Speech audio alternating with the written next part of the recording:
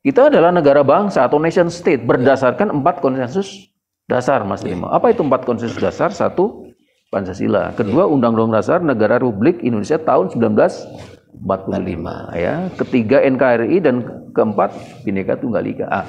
Berdasarkan 4 konsensus dasar ini, kita adalah negara bangsa atau nation state, bukan negara agama. Sehingga oleh karena itu di ruang-ruang publik, maka seharusnya kita menggunakan salam-salam nasional. Selamat pagi kalau pagi, selamat siang kalau siang. Atau agama apapun gitu ya. Iya, itu kalau di ruang publik loh ya. Saya bilang ini ruang publik. Ya, yang mana audiensnya itu adalah heterogen. Campuran baik berbagai suku bangsa, agama, mungkin ras dan seterusnya. Itu menggunakan salam-salam nasional. Tapi kalau mungkin seperti Rakat Prasojo, karena ini adalah lingkup khusus budaya Jawa, mungkin ya pakai Rahayu tadi. Sekarang Rahayu menjadi salam nasional, Pak Jenderal.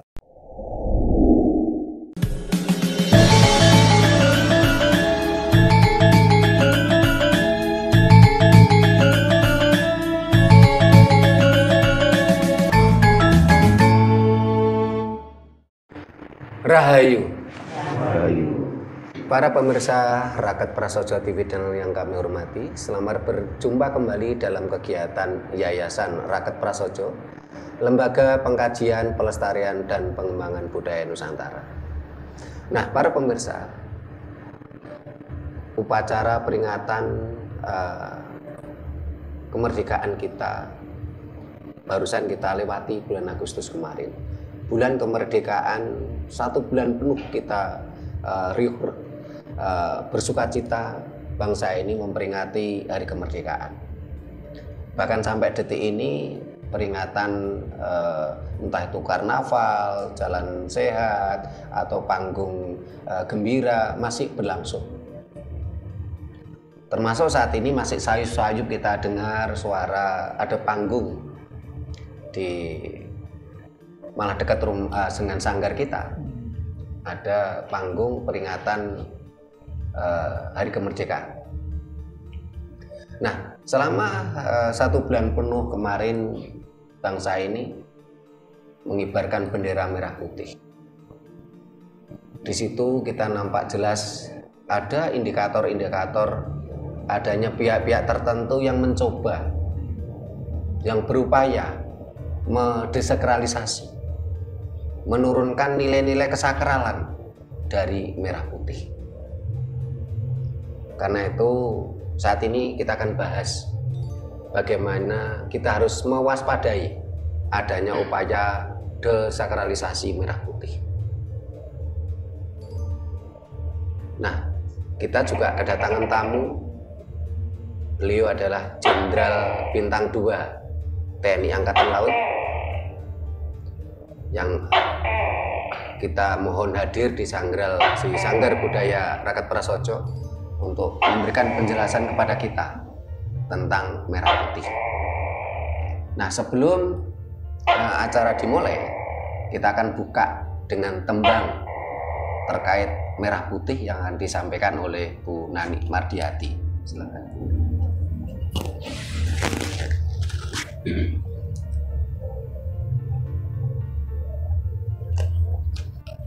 Rahayu. Merah putih bungkusan triwarna sesinune bangsa Indonesia. Merah putih kumlepet sundul wiyati tetep jaya langgeng-langgeng basuki. Lalu kae genderane kumlepet ngawe-awe merah putih sang triwarna iku lambang sejatine negara kita wis merdeka kan ada dasar Pancasila. Gumandeng kala ning tanggal 17 Agustus sasine nuju taun 1945.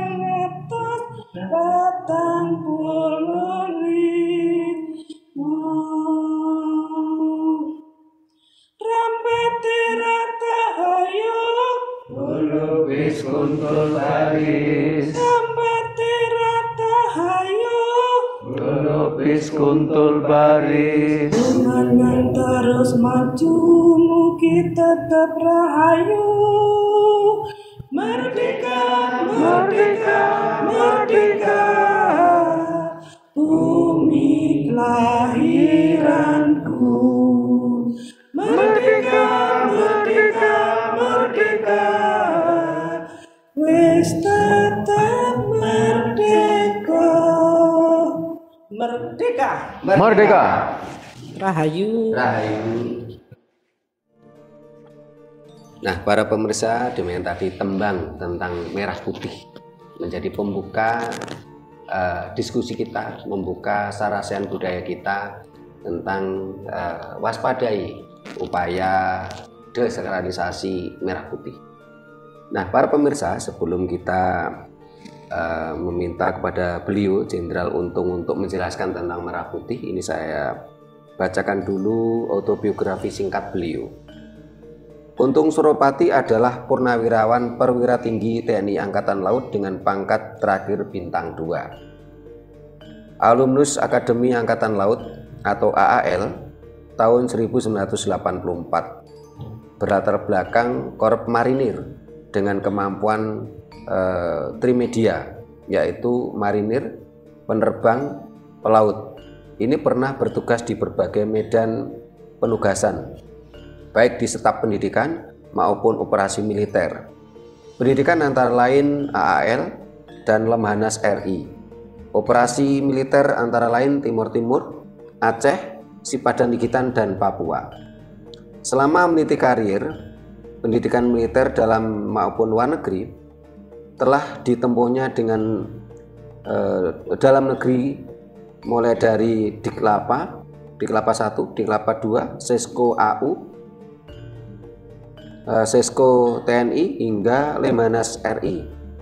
Luar negeri USWNBC United States Naval War Collection di Amerika Serikat dan GCMC di Jerman.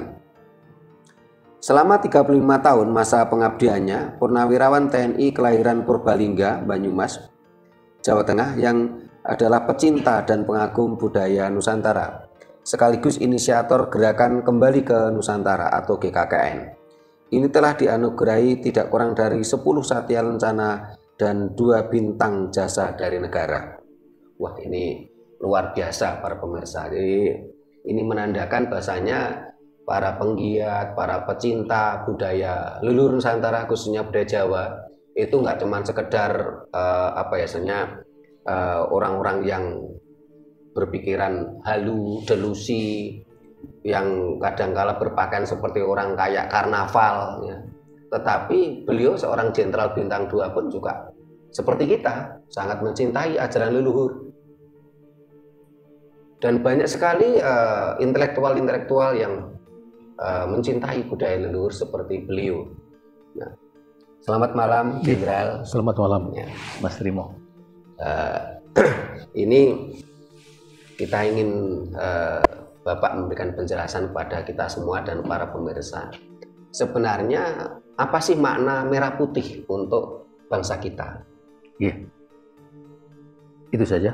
Ya, pertanyaan nanti beruntun, Pak. Rahayu. Rahayu.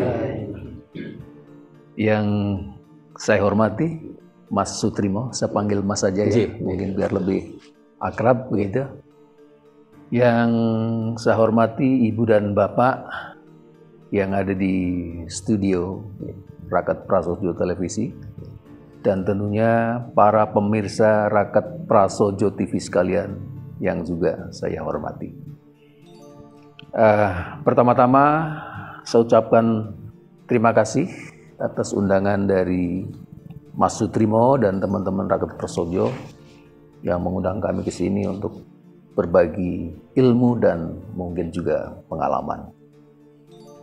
Kemudian terkait pertanyaan tadi tentang merah putih, Mas Trimo, mungkin sebelum saya langsung menjawab kepada apa yang ditanyakan tadi, mungkin perlu sedikit ingin saya sampaikan prolog. Nggih, nggih. Prolog ini penting karena setiap apapun nanti dari jawaban saya itu pasti akan selalu berpijak atau bertolak dari prolog yang ingin saya sampaikan. Nggih. Pertama, bahwa bangsa yang hari ini menamakan dirinya bangsa Indonesia adalah bangsa yang secara historis maupun genealogis itu adalah pewaris dan penerus DNA bangsa besar, yaitu bangsa Nusantara. Iya. Itu satu. Iya. Kedua, bahwa berdasarkan periodisasi waktu, ya, itu sejarah Nusantara dibagi menjadi 3, Mas Trimo, yaitu Sriwijaya, Majapahit, dan NKRI hari ini. Apa dasar pertimbangan atau pembagian periodisasi itu? Yaitu satu, luasnya wilayah, besarnya pengaruh, dan karya-karya agung yang dihasilkan. Itu terbagi 3. Bukan berarti kemudian kerajaan-kerajaan lain yang juga mungkin berperan besar tidak penting. Bukan seperti itu. Karena kriteria yang kami jelaskan tadi itu 3 itu. Demikian. Itu yang kedua. Terus berikutnya adalah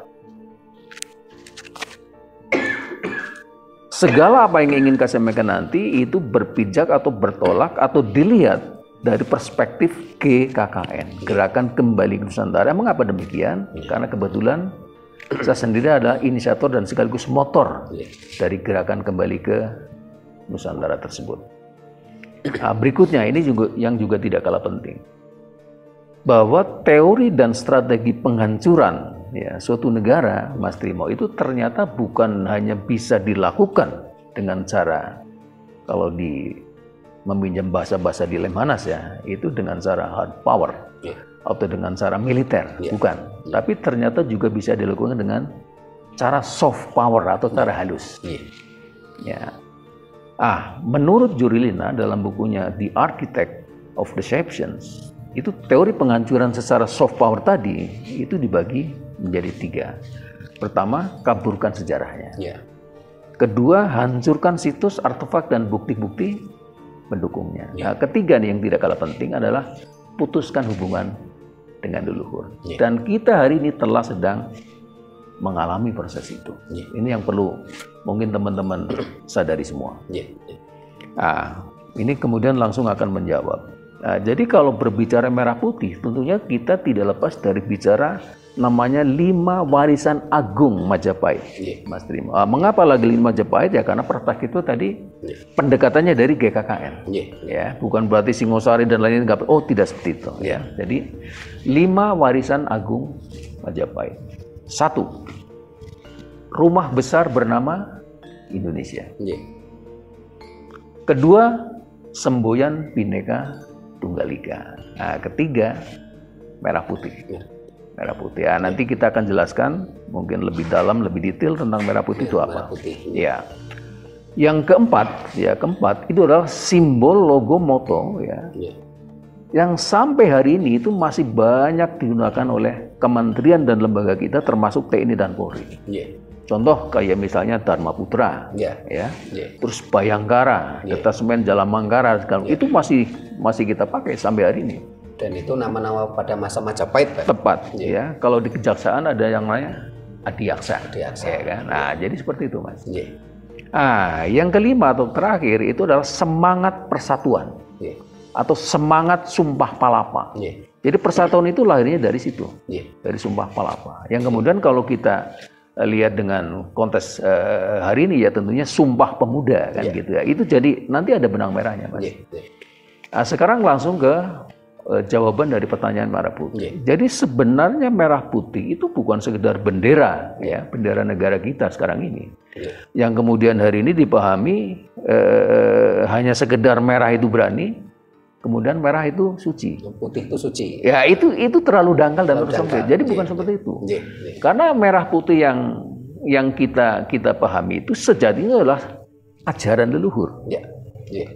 Jadi Majapahit pun, leluhur Majapahit itu juga belajar dari leluhur masa lalu. Jadi merah putih ini sudah kalau dari apa yang kita pelajari, Mas Trimo, bahkan itu satu klik atau satu tahapan sebelum penciptaan alam semesta. Karena itu kan prosesnya dari awal mula kelahiran itu. Nah, kalau saya tidak tahu di Rakat Prasojo, tapi kalau di kami atau di komunitas kami tepatnya, Mas Trimo, itu ada namanya ajaran Komo Jati. Atau bahasa kalau Jawa kawinnya kawinya itu Kama Jati. Kama Jati. Ya, Kama Jati itu yang bersumber dari tes bang dan tes putih. Ya, dari benih pria gitu, Komo Jati ketemu dengan benih wanita. Tes putih seko ya. Bopo, tes abang seko. Mungkin nanti Mas Trimo bisa lebih mengelaborasi lebih dalam supaya mungkin bisa dipahami oleh teman-teman semua kan begitu ya.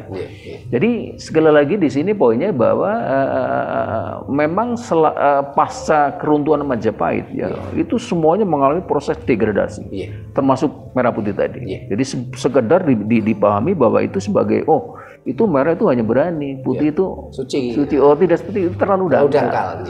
Kenapa? Ini merupakan simbol penciptaan ya, Pak. Tepat. Jadi kalau ajaran Komo Jati atau Kama Jati ini benar-benar dipelajari dan dikuasai oleh bangsa Nusantara atau bangsa Nusantara ini, wah ini bisa medeni. Dan ini buat penjajah ya baik penjajah yang secara fisik maupun non fisik ini menakutkan. Sehingga ini perlu direduksi ya supaya desakralisasi ya. Desakralisasi. Sebab kalau tidak dilaksanakan dengan cara seperti itu, ini berbahaya. Dan berbahaya. Itu di Serat Kama Jati ya, bukan Komo Jati, karena sastra Jawa mengenal itu setelah Sultan Agung. Iya, betul sekali. Monggo, mungkin itu jawaban singkat dari saya. Monggo silakan dielaborasi. Ternyata merah putih itu untuk makna merah putih di bangsa kita memang simbol penciptaan. Itu tertera di Serat Kama Jati tentang tes putih seko bopo, tes abang seko biang. Jadi itu penciptaan, bukan sekedar bendera dan juga istilahnya diartikan merah itu berani, putih itu suci. Nah, ketika kita bicara tentang bendera, merah putih menjadi bendera. Dalam catatan sejarah itu pemakaian merah putih sebagai simbol bendera ini pada masa Kerajaan Kediri. Jadi malah sebelum Singasari. Betul sekali. Karena itulah kenapa pada waktu ada negara yang sama-sama memakai bendera merah putih, terjadi persidangan di PBB, Monaco itu. Di Monaco, itu Bung Karno mampu mempertahankan karena secara catatan sejarah bahkan mulai Kerajaan Kediri sebelum Singasari. Betul. Nah, maknanya sangat sakral, merupakan proses penciptaan sebelum terjadinya alam semesta. Alam semesta dalam artian mikrokosmos jagat cilik diri kita maupun alam semesta dalam artian makrokosmos. Istilahnya dalam istilah lain ada yang mengatakan bagaimana black hole, lubang penciptaan tes putih seko bopo, tes abang seko biang. Bopo dan biang ini adalah alam semesta linggayoni ibu pertiwi ibu pangkoso. Begitu dalam makna merah putih. Tapi saat ini ada desakralisasi, hanya digambarkan bendera. Setelah itu bendera pun sekarang ada desakralisasi. Saya masih ingat betul masa kecil saya, Jenderal. Jadi pada waktu itu merah putih itu hanya dikibarkan 3 hari dan plus 3. Jadi mulai tanggal 14 sampai tanggal 20. Karena ini bendera pusaka. Tapi saat ini kan ya kita prihatin ya, kenapa kok DPR kita malah mengesahkan. Mereka nampaknya sudah tercerabut dari akar budaya leluhur gitu, sehingga DPR kita mengesahkan bendera dipasang mulai tanggal 1 Agustus sampai tanggal 31 Agustus. Selama 1 bulan penuh. 1 bulan penuh.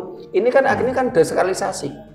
Merah putih tidak lagi menjadi bendera pusaka. Pura-pura kok seperti yang Jenderal sampaikan tadi yang benar-benar sakral ya, proses penciptaan.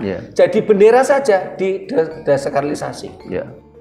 yang awalnya mereka merupakan bendera pusaka mulai zaman Kediri, sekarang tak lebihnya seperti umbul-umbul. Betul. Dikibarkan tanggal 1 sampai tanggal 31. Iya. Tahun berapa ya saya sempat ngotot ya ke masyarakat, ke petugas pemerintah, termasuk di YouTube saya pernah nyampaikan. Nah, saya menjadi malu karena ada salah satu pemirsa itu menyodorkan undang-undangnya. Loh, saya kaget loh, kok undang-undangnya sekarang kok bendera dikibarkan mulai tanggal 1 sampai tanggal 31. Nah, ini kalau menurut Jenderal tentang upaya tadi bagaimana?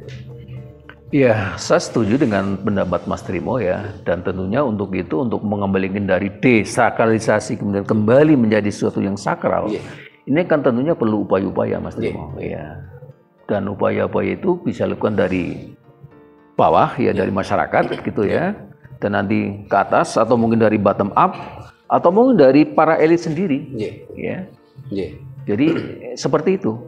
Kalau dari bawah Jenderal itu kadang-kadang kan kita repot dengan tetangga ya, karena mulai tanggal 1 mereka udah pasang bendera, kita enggak, itu kadang-kadang kan apa ya, jadi gunjingan ya, atau barangkali nanti mudah-mudahan enggak ya, yang kita khawatirkan seperti Orde Baru dulu.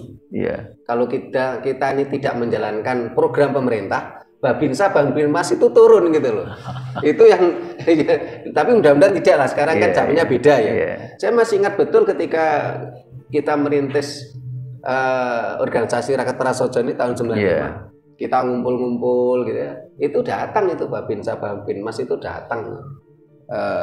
Karena yang kita suarakan kan berbeda dengan yang lain pada waktu itu, belum apa ya, sebenarnya belum ada kebebasan berbicara, berpendapat, walaupun di dalam Undang-Undang Dasar kita juga dilindungi sebenarnya. Nah, kalau menurut Jenderal bagaimana apa ya, istilahnya kiat-kiat ya, kalau masyarakat mau memulai rasanya tidak enak sama tetangga. Nah, ini kiat yang pas menurut Jenderal bagaimana? Iya, kalau dari kami ya, memang secara akademik Mas Trimo ini kembalinya kesadaran ya untuk menjadi sesuatu yang merah putih kembali ke sakral itu memang harus melalui satu proses kebangkitan kesadaran seperti itu.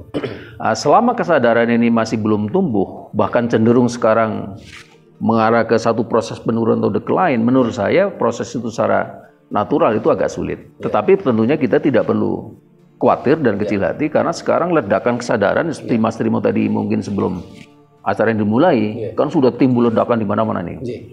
Saya meyakini bahwa seiring dengan perjalanan waktu, ya, seiring dengan ledakan kesadaran semakin masif, maka kesadaran untuk kembali tadi itu secara alamiah akan kembali, Mas. Karena apa? Sekarang proses desakralisasi itu bukan hanya terjadi pada bendera merah putih, di sektor yang lain juga banyak seperti itu. Ya, termasuk mungkin sesuatu yang kayak misalnya, ya karena ini Rakyat Prasojo ya, kita bicaranya mungkin dari aspek akar budaya Jawa ya, kayak misalnya uluk salam ya.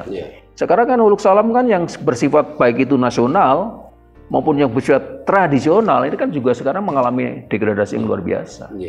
Seperti tadi mungkin di dalam perjalanan kita bahas ya, sebaiknya karena kita ini kan kita adalah negara bangsa atau nation state berdasarkan 4 konsensus dasar, Mas Trimo. Apa itu 4 konsensus dasar? 1, Pancasila. Kedua, Undang-Undang Dasar Negara Republik Indonesia tahun 1945 ya. Ketiga, NKRI, dan keempat, Bhinneka Tunggal Ika. Berdasarkan 4 konsensus dasar ini, kita adalah negara bangsa atau nation state, bukan negara agama. Sehingga oleh karena itu di ruang-ruang publik maka seharusnya kita menggunakan salam-salam nasional. Selamat pagi kalau pagi, selamat siang kalau siang. Atau agama apapun gitu ya. Iya, itu kalau di ruang publik loh ya. Saya bilang ini ruang publik. Ya, yang mana audiensnya itu adalah heterogen. Campuran baik berbagai suku, bangsa, agama, mungkin ras dan seterusnya. Itu menggunakan salam-salam nasional. Tapi kalau mungkin seperti Rakyat Prasojo, karena ini adalah lingkup khusus budaya Jawa, mungkin ya pakai Rahayu tadi. Sekarang Rahayu menjadi salam nasional, Pak Jenderal. Itu malah lebih baik. Bahkan anggota kita itu kan ada orang Batak, orang Bali, Sasak, Dayak. Anggota kita Nusantara kita.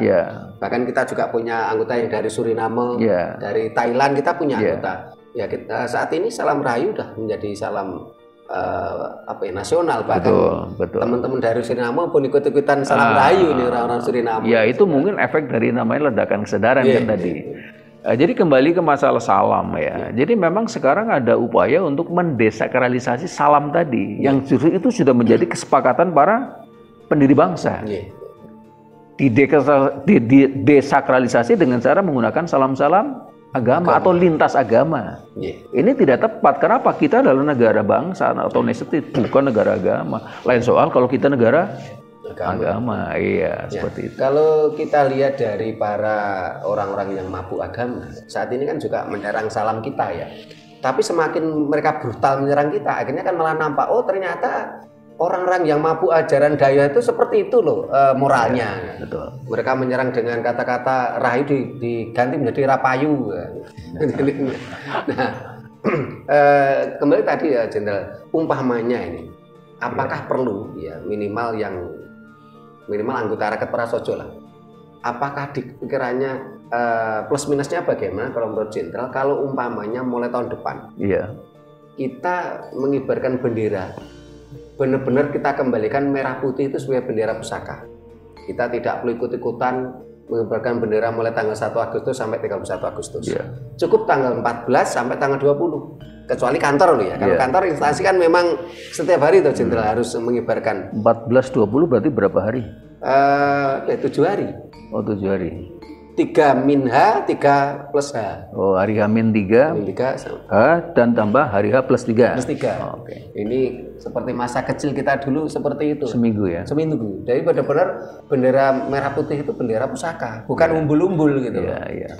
Kalau menurut Jenderal gimana itu plus minusnya kalau kita adakan gerakan seperti itu? Jadi memang ini salah satu ciri ya di kultur kita, kultur bangsa kita ini harus ada istilah namanya cek ombak atau test the waters ya kalau di bahasa sekolahannya itu. Jadi mungkin sekali-sekali menurut saya perlu dicoba.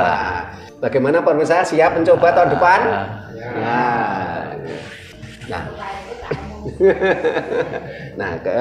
Tadi kembali ke apa yang di prolog Jenderal tadi, bahwasanya merah putih bukan sekedar bendera. Karena saat ini bendera pusaka pun sudah ada upaya desakralisasi yang harus kita waspadai. Padahal tadi merah putih merupakan nilai sakral yang luar biasa proses penciptaan. Nah, ketika bangsa ini kembali mensakralisasi tentang merah putih menjadi jiwa kita, karena disitulah kita berproses terjadinya kehidupan ini. Ini langkahnya bagaimana dan kira-kira nanti dampaknya bagaimana, Jenderal? Ya, jadi gini Mas Trimo ya. Jadi apa yang ditanyakan Mas Trimo atau sekaligus menjadi dinyatakan oleh panjenengan tadi, ini sebenarnya sudah ada di dalam dokumen cetak biru gerakan kembali ke Nusantara. Di mana salah satunya dalam ini yaitu jalan kedua ya, itu sudah jelas mengatur hal itu Mas. Dan memang mau nggak mau kita harus ke sana. Kemudian apa yang ditanyakan dampak? Ya dampaknya supaya kita ini menjadi kita kembali. Jadi kembali ke Nusantara itu artinya kembali menjadi kita. Menjadi kita. Ya. Kita kembali menjadi kita, tidak lagi kita menjadi mereka. Apa perlu mohon maaf Jenderal, kata Nusantara sendiri itu kan merupakan keputusan LIPI. Awalnya itu kan Nuswantara. LIPI tahun berapa ya? Kalau misalnya 73 atau 7 berapa itu yang LIPI memutuskan kata Nuswantara menjadi Nusantara. Apa kita juga harus kembali ke Nuswantara, bukan Nusantara?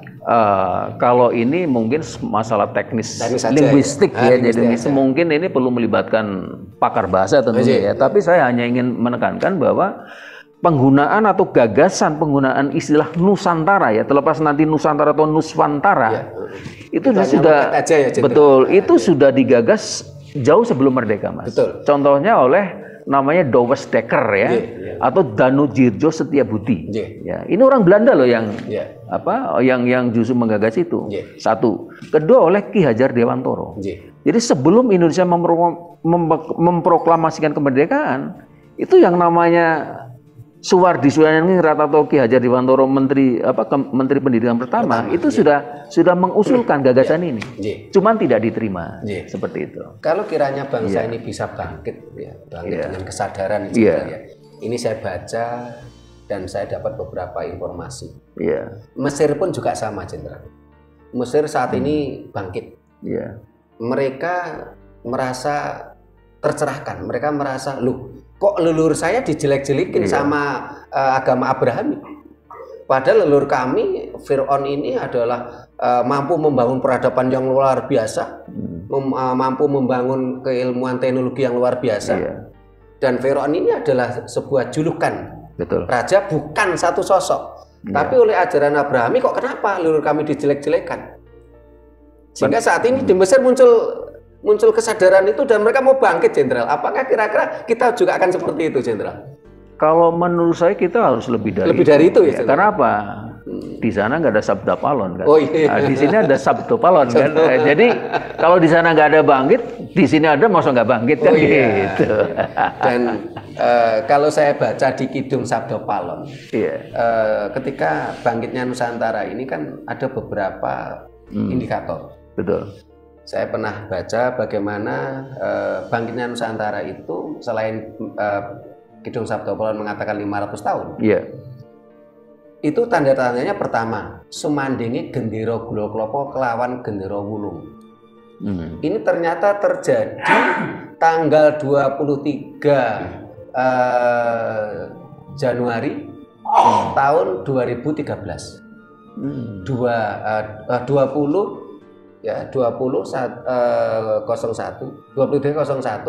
2013. Ini pada waktu itu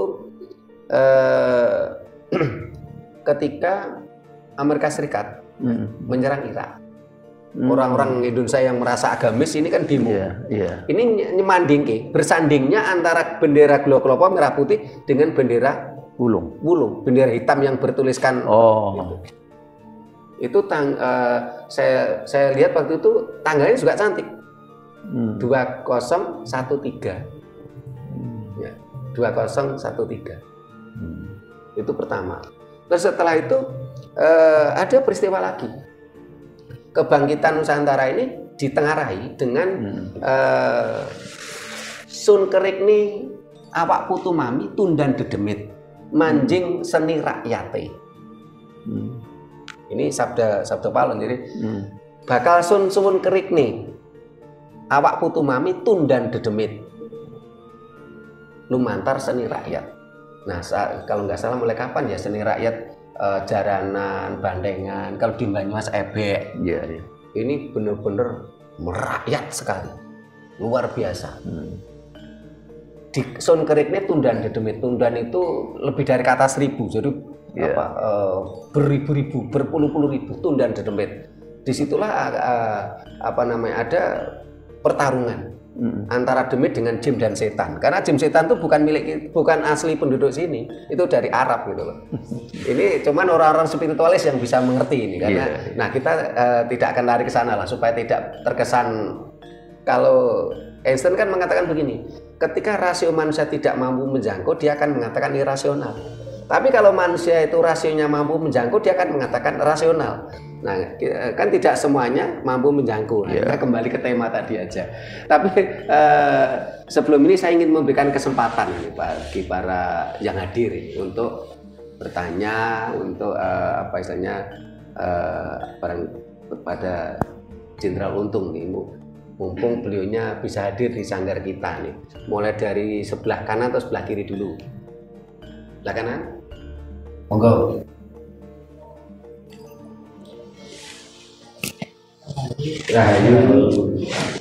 Tadi dikatakan bahwa kabulkan sejarahnya. Itu saya masih kurang paham yang dimaksud kabulkan sejarahnya itu yang bagaimana.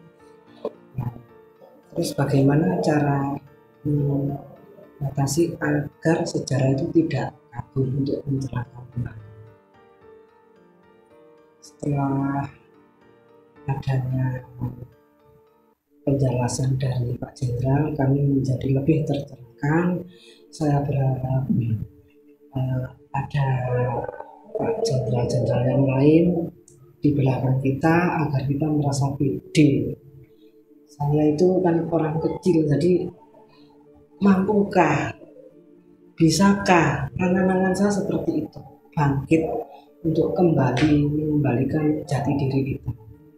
Jadi saya membayangkan kalau di belakang kita itu banyak jenderal-jenderal selain penjenengan, agar kita lebih tercerahkan dan lebih mantap untuk menentukan langkah kaki.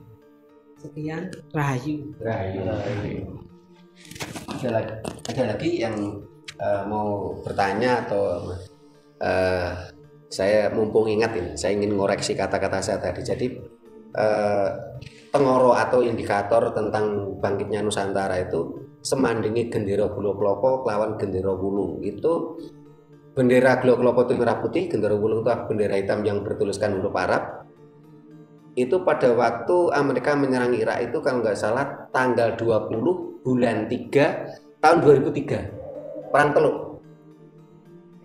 Jadi saya tadi katakan angkanya cantik itu loh, 2003 2003, perang Teluk waktu itu. Nah, ada yang lagi yang mau tanya ini, Mas Aris mau tanya? Belum? Mas Jono? Sementara nih mau Oh ngeten. Mas Aris? Oh iya, enggak. Katur dumateng para kadang sedaya ingkang sami rawuh. Salam Rahayu. Rahayu. Saya sangat bahagia sekali dan sudah panjang lebar sudah disampaikan oleh narasumber. Di sini saya sangat tergelitik ya ketika perilaku masyarakat kita ketika memperingati hari kemerdekaan tanpa rasa berdosa, tanpa rasa bersalah, dan mereka terasa enjoy, senang gitu. Tapi di hati kita, para tokoh, para pecinta Nusantara itu sangat sedih gitu. Makanya saya ingin bertanya, apakah tidak ada suatu gerakan bersama untuk menyampaikan suatu pandangan baru kepada pemerintah agar hal-hal kecil seperti contoh ya, naik sepeda motor benderanya ditaruh di belakang, kelihatannya sepele, tapi etika terhadap merah putih ini di mana? Nomor 2, di atas panggung pakai baju pendek, maaf ya, membawa merah putih, mohon maaf, merah putih tidak dipegang tapi ditaruh untuk menutupi kemaluannya. Hal-hal seperti ini kadang mereka ini tidak sadar. Maka dari itu saya kepingin kalau toh nanti ada suatu gerakan bersama untuk memberikan suatu masukan kepada pemerintah agar hal-hal ini tidak terjadi lagi. Demikian, mungkin nanti ada sesuatu masukan baru dari kawan-kawan atau saudara-saudara di sini agar ini tidak menjadi panjang gitu. Terima kasih, sekian. Rahayu. Terima kasih Bu Nani sama Mas Arif nih, dua pertanyaan ini Jenderal. Jadi dua ini dulu baru nanti dilanjutkan yang lainnya. Silakan Bu Nani. Poin pertama dari Bu Nani ya. Itu mengenai pengaburan sejarah kalau nggak salah ya. Jadi begini Bu, pengaburan sejarah sebenarnya hanyalah salah satu di antara tiga kekuatan soft power yang saya bilang tadi, itu dalam rangka untuk melemahkan, menghancurkan, dan menjajah suatu negara, suatu bangsa. Jadi proses penjajahan itu bukan hanya bisa dilakukan dengan cara kekuatan militer ya. Di Belanda dan Jepang kan mengirim militer untuk menjajah kan, tapi juga ini ada bentuk penjajahan lain dengan menggunakan kekuatan non militer atau soft power tadi, salah satunya pengaburan sejarah. Nah, apa itu pengaburan sejarah? Oh jelas sekali Bu. Ya contoh sekarang saja lah, misalnya anak-anak, mungkin anak cucu kita, mungkin bisa dihitung dengan jari yang tahu siapa namanya Gajah Mada, ya Kertanegara, ya jasanya apa, ya dia misalnya mengeluarkan doktrin apa, ya siapa yang mempersatukan Nusantara, mungkin nggak ada lagi yang tahu. Anak-anak kita lebih tahu tentang sejarahnya atau leluhurnya orang Arab daripada leluhur kita sendiri gitu loh. Yang prihatin. Jadi memang ini adalah upaya-upaya yang sangat TSM ya, jadi terstruktur, sistematis dan masif untuk sejarah ini betul-betul dikabulkan supaya kita terputus dengan masa lalu kita, dengan leluhur kita, dengan ajaran-ajaran adiluhung kita. Ya tujuannya supaya memasukkan ajaran-ajaran atau ideologi baru. Itu. Terus kemudian kalau kita banyak sih ya, ada nama tempat, nama sungai, nama gunung yang dirubah. Contoh kayak Gunung Penanggungan. Dulu namanya kan bukan Penanggungan. Dulu namanya Gunung Pawitra ya kalau nggak salah, atau Pawitro. Ya. Pawitra. Kenapa kok diganti ya? Saya juga nggak tahu. Tapi yang jelas itu pasti disengaja, maksud nggak sengaja. Bahkan kalau kita pergi ke Surabaya itu di kalau nggak salah di mana ya, di Japanan atau di pertigaan itu. Nah, itu ada awalnya tuh kalau nggak salah kan Ki Ageng Penanggungan, pesarian Ki Ageng Penanggungan di atas. Enggak di pertigaan itu dulu ya. Nah kemarin tuh saya lihat menjadi Syekh siapa gitu. Ngeri udah pokoknya. Termasuk adanya makamnya Raden Wijaya itu kan pengkaburan sejarah itu. Dan lucunya para penggiat budaya seperti teman-teman itu loh, itu mempercayai gitu loh. Kan ya aneh gitu loh. Raja Majapahit itu tuh semuanya moksa. Dikremasi atau dimoksa ya. Moksa itu kan ada moksa independen, ada moksa dibantu. Kalau dikremasi berarti moksa dibantu. Lo kok tahu ada makamnya, ada kuburannya ini. Dan lucunya loh teman-teman itu loh mempercayai ya terdogma seperti itu. Dan itu juga bagian dari desakralisasi juga. Desakralisasi betul. Ya, lanjut Jenderal. Mas. Itu gunung Bu ya. Termasuk kalau nggak salah di perbatasan Jawa Tengah Jawa Timur itu kan ada Gunung Lawu ya. Dulu namanya bukan Lawu, dulu namanya Gunung Mahendra. Gunung Mahendra. Jadi seperti itu. Nah, mengapa dirubah ya? Ya tentunya bukan tanpa maksud dan tujuan kan begitu. Jadi semuanya nih semacam kayak mau dihilangkan jejaknya gitu. Jadi seakan-akan itu bangsa yang sekarang disebut dengan bangsa Indonesia itu tahun 1945 tiba-tiba turun dari gedebluk. Jadi sebelum itu di sini vakum atau kosong, nggak ada orang. Iya, kalau penggiringan mindset oleh orang-orang Timur Tengah ini kan dulu katanya hutan belantara, banyak demite sampai ditumbali saya Subakir. Jadi banyak sekali Bu. Nah ini yang memang harus diwaspadai ya, diwaspadai. Nah, terus menjawab tadi pertanyaan Mas Arief, saya kira ini juga masih bagian atau subbagian dari namanya gerakan desakralisasi, Mas. Kalau merah putih sampai taruh di pantat atau di punggung ya sebagai untuk penutup aurat itu jelas. Itu bagian dari desakralisasi seperti itu. Nah, kemudian seperti apa jalan keluarnya tadi kan kita sudah bahas. Jadi memang proses pembangunan karakter bangsa atau national character building itu harus jalan. Nah, salah satunya kenapa kemudian kami menginisiasi gerakan namanya Kembali ke Nusantara itu supaya gerakan-gerakan seperti itu tidak terjadi lagi atau bisa kita antisipasi seperti itu. Demikian. Luar biasa ini Jenderal. Jadi gerakan-gerakan itu memang benar-benar TSM ya, ingin menghancurkan bangsa kita. Jadi padahal kembali ke tema kita tentang waspadai upaya desakralisasi merah putih. Kita menginginkan supaya bangsa ini tercerahkan, tersadarkan kalau ternyata merah putih bukan sekedar bendera. Saya tambahkan sedikit boleh? Silakan Jenderal. Jadi gini, ini karena menyangkut kehidupan bangsa dan negara ya, saya pikir yang desakralisasi bukan hanya merah putih saja Mas Bimo, tetapi juga apa? Pancasila. Jadi Pancasila sekarang juga mengalami proses desakralisasi atau tepatnya deideologisasi atau gerakan pelemahan Pancasila. Yaitu dari dasar negara menjadi pilar negara. Itu terus kita tentang itu Jenderal itu. Dan yang memprihatinkan sekali ini dilakukan oleh lembaga tinggi negara. Sampai-sampai kemarin tuh mohon maaf Jenderal ini ketika beliaunya itu meninggal, itu teman-teman penggiat itu malah seneng gitu loh. Saya lagi ono wong ninggal, tokoh nasional ninggal kok do seneng. Nah, karena mereka benar-benar apa ya, merasa apa ya, seperti Bersyukur. iya bersyukur malahan. Tokoh ini meninggal malah bersyukur karena kurang ajar banget gitu loh. Iya. Karena awalnya pondasi Dasar.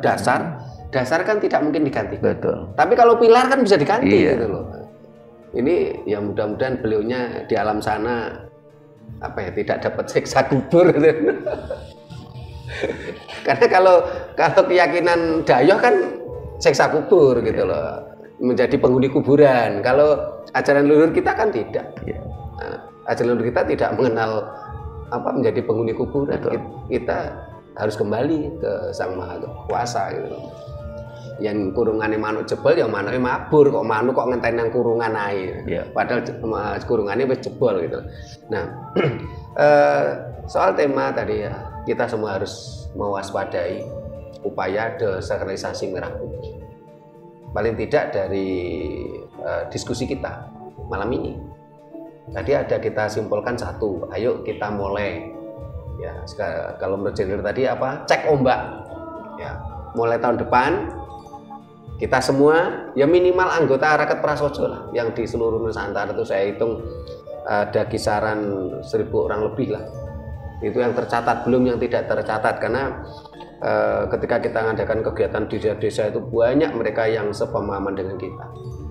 Bahkan kemarin kita dari Klaten kita bicara tentang karena Klaten sedang mengalami musibah ya, sampai 10 tahun lahan persawahan di Klaten itu terbengkalai menjadi semak belukar. Dan ini juga sudah diprediksi oleh leluhur kita dulu bahwasanya ketika anak cucu ini melupakan ajaran leluhur akan terjadi peristiwa godhong suket dadi satru, kutu walang atogo gawe rekoso. Dan ini benar-benar rekoso. Sedang terjadi. Sedang terjadi. Apalagi mohon maaf pemerintah juga salah dalam kebijakannya. Seharusnya kebijakannya itu kedaulatan pangan, tapi yang dijalankan ketahanan pangan. Ini kan kesalahan juga sebenarnya. Nah, dari diskusi kita di Klaten kemarin, saat ini Raket Prasojo berdiri di Solo Raya, cabang Solo Raya. Terus tadi siang Jogja ada yang telepon berdirinya di cabang Jogja. Ya, minimal anggota Raket Prasojo kita cek ombak tahun depan. Kita mengibarkan bendera tidak harus seperti yang lain. Boleh saya usul? Iya, silakan Jenderal. Tadi menurut Mas Trimo kan cek ombaknya dengan cara mengibarkan bendera selama hanya 7 hari. 7 hari. Itu mengibarkan penuh atau setengah tiang? Nah, itu kalau pas kemerdekaan masa setengah tiang Jenderal. Jadi gini, karena beberapa sumber ya, dan ini belakangan mulai rame loh sekarang, termasuk mungkin ya saya sendiri. Kalau mau jujur, seperti yang bolak-balik sering disampaikan oleh Raket Prasojo, kan kita sebelumnya belum benar-benar merdeka. Betul. Bahwa secara fisik kita sudah merdeka karena Belanda dan Jepang sudah pulang ke negaranya, mungkin benar secara fisik kita sudah merdeka. Pertanyaan sekarang, apakah hati dan pikiran kita sudah merdeka? Belum. Lah, iya berarti belum merdeka Belum dong. merdeka. Iya. Tadi di jalan kita diskusi. Nah, kalau umpamanya nanti kita menggunakan bendera setengah tiang, Bukan setengah tiang. gimana Jenderal? Hanya 40%. Jadi kurang dari setengah. Karena merdeka secara fisik. Itu 40% porsinya. Jadi bukan setengah tiang, malah di bawah. Oh, di bawah. Karena proporsi atau bobot kemerdekaan moral atau jiwa ya, seperti yang dalam syair lirik lagu Indonesia Raya, kan bangunlah jiwanya, bangunlah badannya. Yang merdeka baru badannya, baru fisik. Tapi jiwanya ya, spiritnya, rohnya ya, hati dan pikirannya kan kita masih terbelenggu. Betul. Lah iya, berarti kan belum merdeka. Makanya 40%. Yang perlu kita Jenderal, mohon maaf yang kita butuh bimbingan Jenderal. Kalau nanti kita mengibarkan bendera cuma 40% pada hari kemerdekaan, apakah itu tidak melanggar aturan? Yang sekiranya nanti saya kasihan kalau anggota kita nanti kena pidana Jenderal. Ada nggak itu nanti pidananya? Iya, tadi judulnya kan check the water atau cek ombak. Kan biasanya kita ini di budaya kita, kultur kita harus dengan melalui cara-cara cek ombak. Gitu ya. Iya, dengan cara diviralkan. Jadi kadang-kadang masalah hukum aja no viral no justice. Tidak ada viral maka tidak ada keadilan. Sekarang ini modelnya, betul nggak? Jadi rame dulu gitu, diviralkan dulu, baru keadilan itu muncul, betul nggak? Itu bagus juga itu. Iya, tapi juga butuh pemikiran matang. Kasihan kalau nanti anggota kita kena masalah hukum juga, kita harus pertimbangkan juga. Tapi paling tidak kita gini, cek ombak pertama lah. Kita tidak mengibarkan bendera seperti yang lain, mulai tanggal 1 sampai tanggal 31 Agustus. Setelah itu, kita kembalikan merah putih itu sebagai bendera pusaka, sehingga tidak kita kibarkan mulai tanggal 14 sampai tanggal 20 non-stop juga tidak. Harus benar-benar bendera pusaka. Kalau sore itu diambil, pagi dikibarkan, kan bendera pusaka. Dulu kan seperti itu Jenderal, malam diambil, diringkes, di apa? Ini benar-benar bendera pusaka. Nah kalau dikibarkan mulai tanggal 14 sampai tanggal 20 kan ya kurang sakral gitu. Artinya bukan bendera pusaka lagi. Bukan bendera pusaka lagi gitu. Ada pertanyaan dari sebelah kiri. Om, Bu Nani. Menurut saya Pak Jenderal ini tanya saya untuk menjaga kesakral bendera. Itu bendera itu kadang kan sudah rusak, kita ganti yang baru. Nah untuk sesudah ganti bendera yang lama itu harusnya kita apakan? Apa boleh dibakar atau dipendam atau dirobek separuh gitu, agar kesannya itu kita tidak tetap menjaga kesakralan. Matur nuwun. Terima kasih Bu Nani. Mas Haris ada pertanyaan? Harus sebelah kiri, monggo.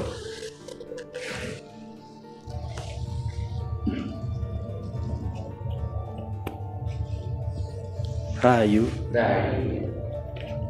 Iya, lebihnya saya kondo ini, bukan takon. Bercerita. Jadi kalau saya dulu diminta orang tua untuk mengibarkan bendera, saat saya tidak hormat atau tidak hormat kepada bendera, itu saya dimarahi, begitu. Jadi benar-benar bawa bendera pun nyun sewu, bukan diewer-ewer begini. Nah, begitu. Jadi bawanya juga digowo bener. Kalau saya dulu bawa yang namanya buku yang disebut kitab itu ya bawanya begini lah. Sama seperti yang bendera merah putih itu, nggak boleh dibawa diewer-ewer. Tapi saya kok tidak melihat begitu yang sekarang gitu. Iya, saya prihatin. Saya prihatin. Iya. Karena saya sendiri juga di salah satu sekolah saya juga menjadi pembina Paskib itu ya, di SMP Sidoarjo. Nah, mulai dari adik-adik itulah saya sampaikan bahwa harus benar-benar bukan hanya sebuah barang atau kain yang dikibarkan dengan sejarah yang bisa dicari literasinya, bahkan itu sebagai makalah, tapi harus ada rasanya begitu. Bahkan bajumu saat untuk mengibarkan itu pun juga disakralkan begitu. Nah, baju saya pun saya juga saya sumbangkan ke sekolah tersebut, baju pengibaran tahun ralat bukan tahun saat kemerdekaan 57 ya, waktu itu saya taruh sebagai penyemangat adik-adik, sebagai rasa bahwa kita harus menghormati merah putih, bukan hanya sekedar kain yang diewer-ewer, tapi benar-benar ini muncul dari dalam. Dan saya pun saat menceritakan ini, ya saya merasakan betul yang dulu gitu. Sekarang kok sudah mulai saya tidak melihatnya gitu, kecuali di lingkungan sendiri. Begitu. Terima kasih. Terima kasih. Rahayu. Mas Haris. Mas Jono, ada yang mau disampaikan? Enggak? Kedua. Mas Hadi. Nah, para pemirsa, ini terima kasih Mas Haris dan Bu Nani ini. Langsung dijawab saja Jenderal, silakan. Dari Ya, saya kira pertanyaannya hampir sama ya, jadi mungkin jawabannya juga kurang lebih sama. Jadi kalau kita mengacu kepada pengalaman bendera pusaka asli ya, yang dijahit oleh Ibu Fatmawati, yang dikibarkan tepat pada 17 Agustus 1945, itu kan sekarang sudah nggak pernah dikibarkan lagi, Bu. Yang dikibarkan itu adalah duplikat.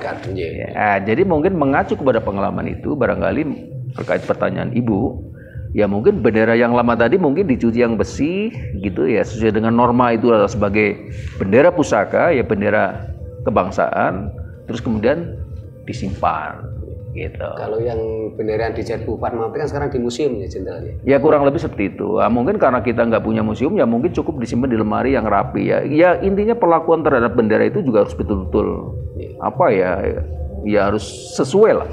Harus sesuai. Jadi nggak boleh sembarangan, intinya itu. Ya.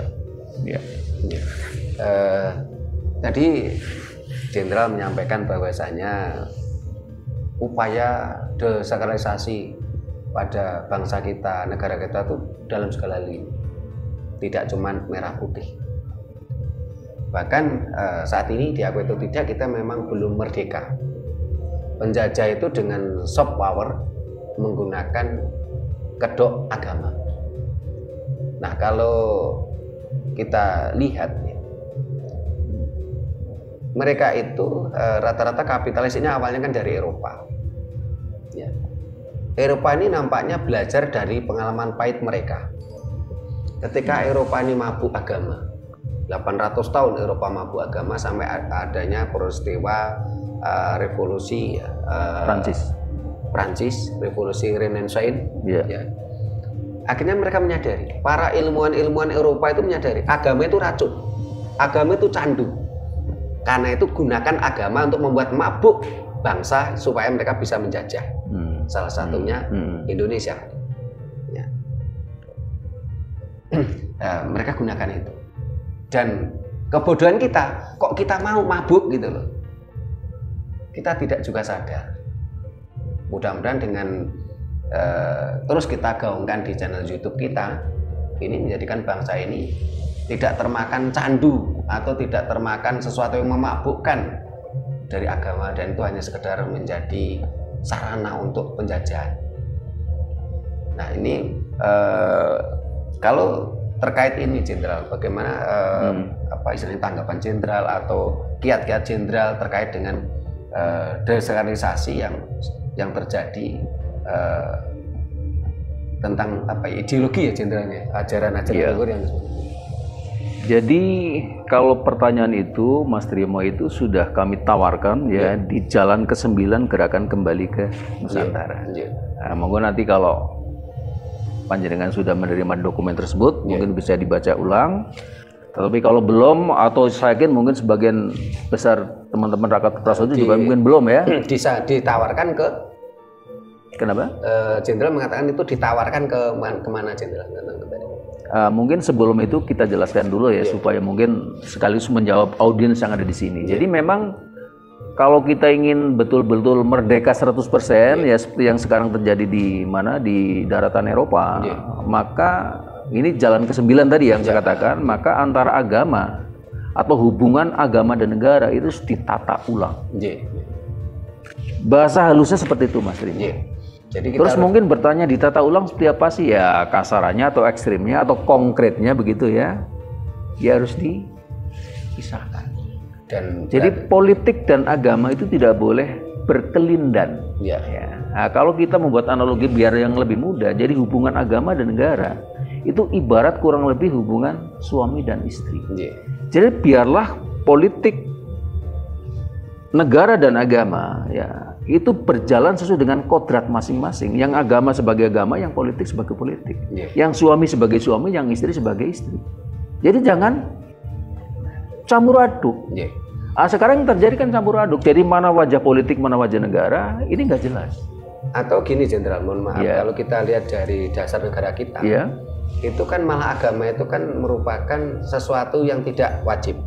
Agama itu. Jadi kalau menurut saya bukan suami istri, tetapi Ya, karena dasar negara kita itu Pancasila ya. Dan di situ adalah ketuhanan yang Maha Esa. Betul. Terus di Undang-Undang Dasar 45 juga disebutkan pasal 29 bahwasanya agama itu merupakan hak warga negara yang dilindungi oleh negara. Betul. Kata hak ini kan bisa dipakai bisa tidak. Nah, tentunya kalau menurut saya bukan antara politik dan agama itu seperti suami istri. Tetapi ya agama harus benar-benar dikesampingkan. Ya bukan jadi istri. Kalau istri kan harus dipakai. Kalau suami istri kan ada kewajiban loh Jenderal. Sementara agama itu bukan kewajiban, itu hak loh. Ini perumpamaan suami istri kurang tepat Jenderal gitu. Ya, bisa saya jelaskan? Ya. Ya, jadi memang kalau kita bicara atau pendekatannya dari Pancasila dan Undang-Undang Dasar, memang ketemunya artinya seperti itu, dan itu bukan suatu yang salah dan itu tepat sekali, dan saya setuju Mas Trimo. Jadi memang kalau kita mengacu kepada sila ke-1, itu kan punya ketuhanan yang Maha Esa. Jadi memang Pancasila dengan sila ke-1 itu hanya mengamanatkan agar setiap warga negara Indonesia itu berketuhanan, bukan berkeagamaan yang diakui oleh negara, bukan. Jadi yang wajib itu adalah berketuhanan. Karena sifat Tuhan itu Maha Segala, maka Tuhan itu memungkinkan untuk didekati dengan berbagai cara. Ya. Salah satunya dengan cara agama, ya, agama apapun. Tapi di luar itu karena memang ini sifatnya Maha Segala, bisa didekati dengan semua cara. Dan itu hak itu bisa dipakai bisa tidak. Betul. Makanya konsekuensinya harusnya ya di KTP itu kolom agama harusnya ditiadakan. Jadi bukan kalau dalam gerakan kami Jenderal itu bukan di kolom dikosongkan kolom agama. Tapi gerakan kami adalah dihilangkannya. Iya, maksudnya dihilangkan kolom agama dalam data kependudukan apapun. Enggak cuma KTP gitu loh. Nah, kalau saya lihat Jenderal ini kan orang-orang yang mengagungkan nasionalisme Arab. Ini kan selalu merongrong Pancasila.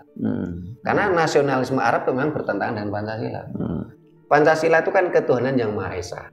Esa itu tunggal. Betul. Sementara kalau Abrahamik ini kan monoteisme. Tuhan itu satu. Antara tunggal dengan satu itu kan beda. Betul. Dan Bung Karno paham betul kenapa kok Pancasila ketuhanan yang Maha Esa, bukan ketuhanan yang Maha Eka. Itulah sebabnya saya lihat orang-orang agamis radikal tuh maunya mengganti itu. Pancasila itu tohut, harus diganti gitu. Karena memang bertentangan dengan agama mereka. Agama mereka mengamanatkan apa? Tuhan itu satu, monoteisme. Pancasila tidak. Ini kan harus juga kita gerakkan gitu Jenderal. Betul. Betul sekali. Ada yang mau ini Jenderal sebelum kita tutup, karena kalau kita teruskan bisa melebar Jenderal temanya. Padahal tema kita tadi adalah waspadai upaya desakralisasi merah putih. Nah, supaya melebarnya nggak terlalu luas ini Jenderal. Ini sebelum kita tutup, mohon Jenderal memberikan arahan closing statement lah untuk kita semua. Ya, jadi seperti yang tadi telah kita bahas Mas Trimo ya, tentang bagaimana solusi atau jalan keluar dari apa yang sekarang sedang terjadi, yaitu proses desakralisasi. Dan kita sudah bicara cukup panjang lebar tadi, mungkin itu saja, mungkin lebih diresapi lagi, dihayati, lebih dielaborasi, dan mungkin kalau bisa diulang-ulang sehingga mungkin seluruh komunitas di Rakyat Praso ini betul memahami dan diimplementasikan. Itu saja yang paling utama. Terima kasih Jenderal dan para pemirsa yang saya hormati. Demikian tadi bahasan kita tentang waspadai upaya desakralisasi merah putih. Kita harus paham, merah putih bukan sekedar bendera. Walaupun ketika menjadi bendera pun masih didesakralisasi, menjadi umbul-umbul gitu loh. Merah putih adalah simbol penciptaan. Merah putih adalah simbol proses kehidupan, awal kehidupan.